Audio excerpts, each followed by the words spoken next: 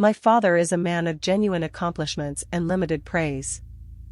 I say this not as an accusation. I have done enough work on this, in enough rooms, across enough years, to have moved past the version where I was simply cataloguing his failures. I say it as a description of the architecture. He is someone for whom acknowledgement of other people's achievements does not come naturally or often, not because he doesn't feel it, I think, but because the language was never built into him and he never built it into himself. He is proud of me. I believe that now. He simply does not know how to say so, and for most of my adult life I interpreted the not saying as the not feeling, and I organized a decade of my choices around earning a statement he had no mechanism to produce. The specific acknowledgement I needed, and I want to be precise about this, because the precision is part of what made it such a durable trap, was not general approval. I didn't need him to say I love you or good job or I'm glad you exist. Those things he said, in his spare way, and I received them and was grateful for them, and they were not enough. What I needed was for him to say, about the particular work I was doing, this is significant. This matters. This is the kind of work I would have been proud to do myself. My father had a career in structural engineering that he spoke about with a quiet pride I always recognized and could never reproduce in myself about my own work. He built things that stood. Physical things, large things, things with consequences and permanence. When I chose a direction that was less concrete, research, writing, the kind of work whose outcomes were not load-bearing walls, I watched him receive that choice with a supportiveness that never quite touched enthusiasm. He was for me. He was simply not for it. I spent years trying to make it into something he could be for. Not consciously. That is the thing about this particular pattern that I want to say carefully, the maneuvering was not deliberate. I did not sit down and decide to orient my professional choices around my father's response to them. I just noticed that certain decisions produced a warmth in him I was hungry for, and certain decisions produced a polite distance I found unbearable, and I made, incrementally and over a long time, more of the decisions that produced the warmth. This sounds like a reasonable thing to do.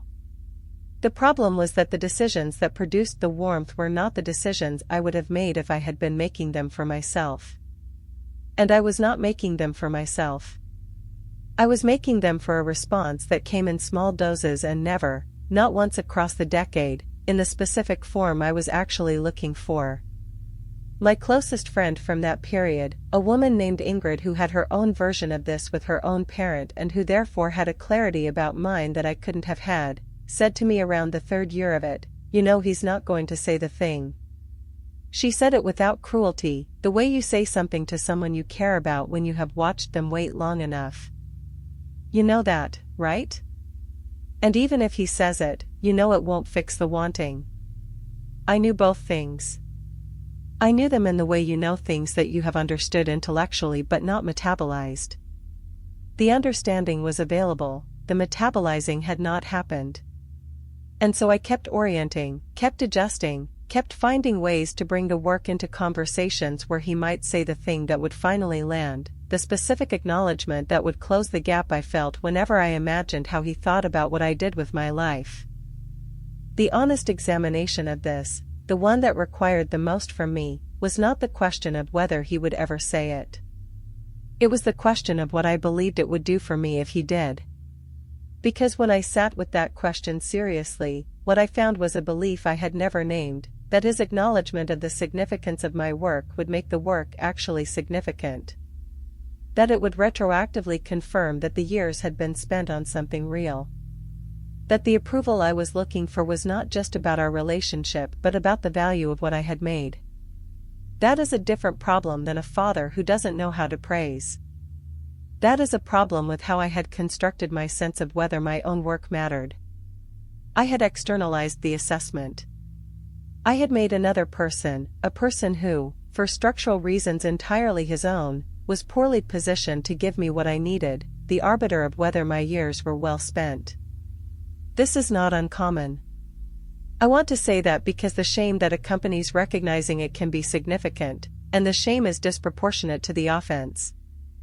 Most of us have someone whose regard we have used to measure our own worth, and for most of us that someone is a parent, and for most of us there is something the parent could not give that we kept trying to earn anyway. The trap is not a sign of weakness. It is a sign of how much the early architecture matters, how deeply the first assessments of us go, how long we carry the task of getting them right even when getting them right is no longer possible or even relevant. What changed for me was not a conversation with my father, though I have had more honest conversations with him in the years since then and all the years before. What changed was a decision, arrived at slowly, over the course of a year that included a lot of the kind of stillness I had been avoiding, to take back the assessment. To say, internally and with some conviction, I am the one who decides whether this work matters. My father's view of it is real and it matters to me, and it will never be the determining factor, because I am not willing to continue outsourcing the determination. This sounds cleaner than it felt. The taking back was not a single moment. It was a practice. It required, over and over, catching myself in the old orientation and redirecting, noticing when I was framing something for his benefit, when I was making a choice to produce his warmth rather than to follow my own compass, and choosing differently. The choosing differently was uncomfortable in the specific way of doing something unfamiliar in a place where you are very practiced at doing the familiar thing. But it accumulated. And as it accumulated, the choices began to feel more like mine. The work began to feel more like mine. I stopped needing the thing he couldn't give because I was no longer measuring with the instrument I had left in his hands. I love my father. That is also true, and it was always true, even through all of it. Loving him and needing something from him that he couldn't provide were not in contradiction. Both were real. Learning to hold both, to stay in the relationship, to want closeness with him, to accept what he actually had to offer while stopping the decade-long campaign to extract what he didn't, that was the work. And the work, when I was finally willing to do it, was possible. It required giving up the hope that he would say the thing. That was the cost. It was worth paying. Here is what I carry forward from this, and what I hope might be useful if you recognize any part of your own story in mine. The pattern I described does not operate because we are careless or unintelligent or unaware. It operates because it has a function, because it is doing something for us that we have not found another way to do. Staying in the wrong situation, staying silent when we should speak, not walking away when the door is right there, all of these behaviors persist because they are solving something, even if imperfectly. They are providing some version of comfort or protection or identity that we have not yet found a better way to provide. Understanding that function is the first move. Not judging the behavior, but asking honestly, what is this doing for me? What would I have to give up if I stopped? What am I afraid will happen if I make the change I know I need to make? Those questions do not dissolve the pattern automatically. But they make it visible in a new way. And visibility changes the relationship to the thing. When you can see what something is doing, you can start to choose whether you want it to keep doing it. The change that followed was not easier because I understood the mechanism. It was the same difficulty. But I went into it knowing what I was moving through rather than being entirely inside it without perspective. That perspective is what I want to pass on here. Not the specific story. The structure. The shape of how we stay in things longer than we should, how we look away from things we can see, how we tell ourselves the thing will change without giving it a mechanism for changing. You are not alone in this. It is not a character flaw. It is how the human nervous system manages uncertainty and fear. But you can do something different. The doing starts with the looking. Look at it. Directly. Honestly. Without the story that makes it easier to carry. And then decide what you want to do with what you see. That decision, fully conscious and fully yours, is the only kind that actually changes anything. There is also something I want to say about the specific moment of turning toward rather than away, the moment when you actually do the thing you have been not doing. Because that moment has a texture that I was not prepared for, and that I think is worth naming so you know what to expect when you reach it. It does not feel like relief. Not at first.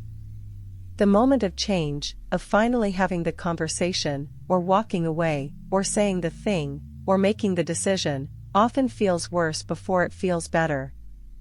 There is a period of acute discomfort in which the old equilibrium has been disturbed but the new one has not yet settled. You have stopped managing the avoidance, which means the thing you were avoiding is now fully present, no longer softened by distance. That period is real and it is temporary. I want to say both of those things with equal emphasis. It is real, do not be surprised by it, do not mistake it for evidence that you made the wrong choice.